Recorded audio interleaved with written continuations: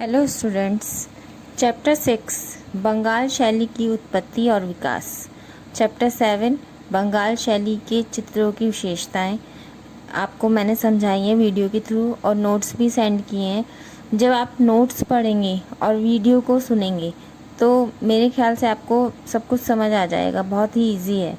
तो आज हम चैप्टर 2 राजस्थानी लघुचित्र शैली के बारे में डिस्कस करेंगे। तो इसका फर्स्ट क्वेश्चन है, राजस्थानी शैली का विकास और उसकी उत्पत्ति, उपशैलियाँ का संक्षिप्त वर्णन कीजिए। मतलब राजस्थानी शैली के हमें उपशैलियाँ बतानी है, उसका डिटेल में देनी है। तो सबसे पहले हम इसका उदय और विकास देख लेते हैं।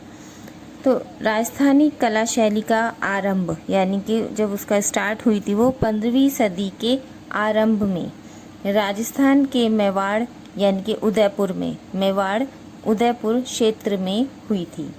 वहाँ के चित्रों में लोक कलाओं, अजंता व गुजरात की परंपराओं का वर्णन देखने को मिलता है। मतलब उदयपुर की जो चित्रकलाएं हैं वहाँ पर लोक कलाओं का ज़्यादा प्रचलन है, तो उनको ही देखा जाता है। इस कला का सबसे बड़ा विकसित रूप सन 1555 के पालम भागवत चित्रों में देखा गया था। पालम भागवत ये एक किताब है जिसके अंदर इन चित्रों का वर्णन किया गया है, जिसमें राजस्थान की कला शैली को प्रस्तुत किया गया और फिर यह अन्य केंद्रों में भी फैली। तो अब इसके बाद हम चित्रों की विशेषताएं लिखेंगे। चित्रों की विशेषताएं ज़्यादा लंबी नहीं लिखनी है आपको, 2-3 लाइन की लिख सकते हैं आप।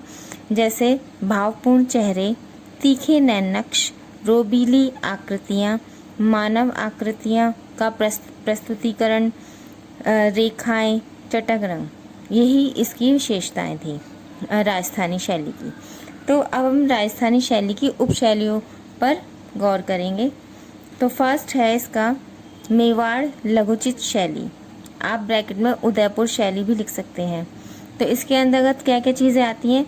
इस शैली की रचना 15वीं सदी में हो चुकी थी।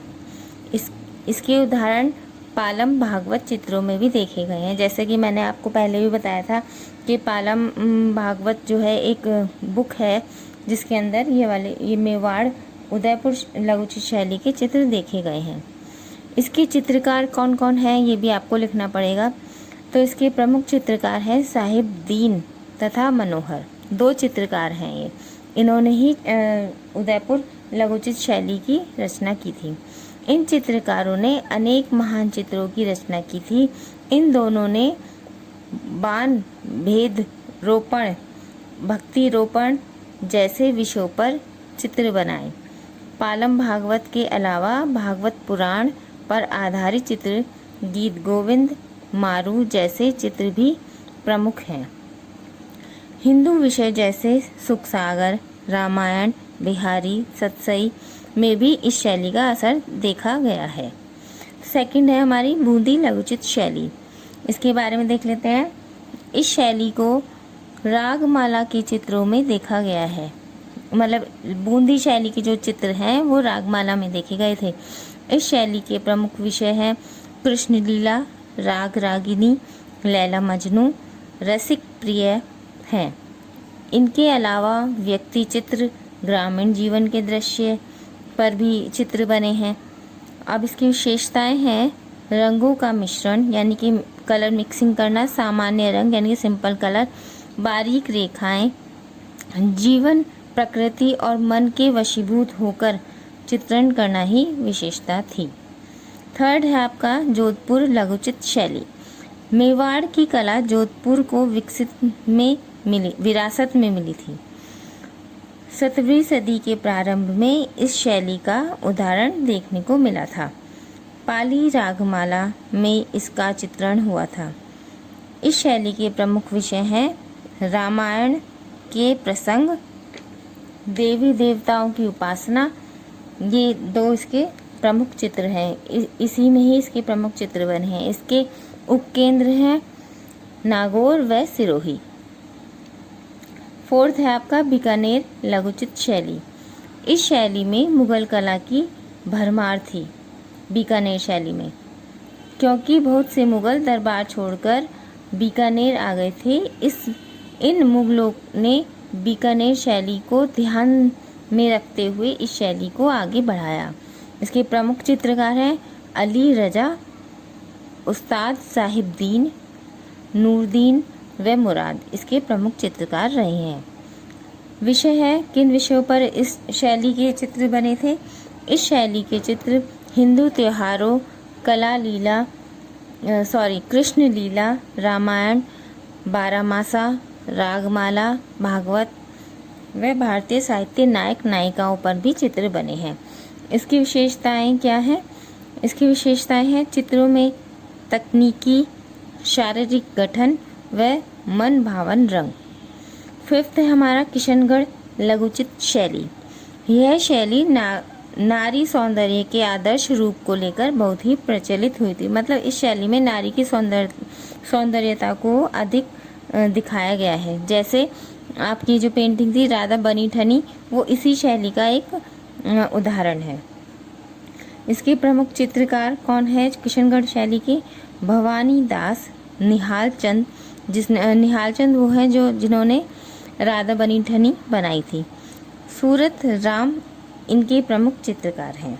विषय कृष्ण लीला, रामायण के प्रसंग, व्यक्ति चित्रण और आदि इनके प्रमुख हैं। सिक्स्थ है आपका जयपुर लघुचित्र शैली। जयपुर के शासन काल में इस शैली का प्रारंभ हुआ था। इस कला के दृश्य अजमेर में देखने को मिलते हैं। इसके उपकेंद्र हैं जालौर, जैसलमेर व पुष्कर हैं। चित्रकार कौन है इसके? मोहम्मद शाह व साहिब राम जयपुर के प्रमुख चितेरे थे। विषय कौन कौन से हैं इनके? व्यक्ति चित्र, राग रागनी, रति कीड़ा, दृश्य इस शैली के प्रमुख विषय रहे थे। विशेषताएं क्या हैं इसकी? चटक रंग, सुसज्जित पृष्ठभूमि, चित्र के चारों तरफ हाशिए के बीच में व्यक्ति चित्रण, नारी सौंदर्य ही इनकी विशेषताएं रही हैं। 7 है आपका कोटा लघुचित्र शैली और ये आपका लास्ट है। कोटा शैली व बूंदी शैली ये दोनों लगभग एक समान पाई गई हैं। इस शैली में भी राम कथा, कृष्ण लीला, महाभारत व अन्य विषयों पर चित्र बने हैं। विषय क्या है इसके? मानव चित्रण, त्योहार उत्सव, प्रकृति चित्रण इसके प्रमुख विषय रहे हैं। विशेषताएं क्या हैं इसकी? कोटा शैली की विशेषताओं में भावात्मक प्रमुख पाई गई है। कोटा की उपशैली उनियार व इंदरगढ़ी शैली मानव चित्रण को अधिक प्रमुखता प्रदान करती है या करती थी। तो स्टूडेंट्स, अब आपका ये चैप्टर 2 का क्वेश्चन 1 कंप्लीट हो चुका है। इसमें आपकी सारी उपशैलियों का वर्णन करना है। आई होप आपको समझ आया होगा। Thank you.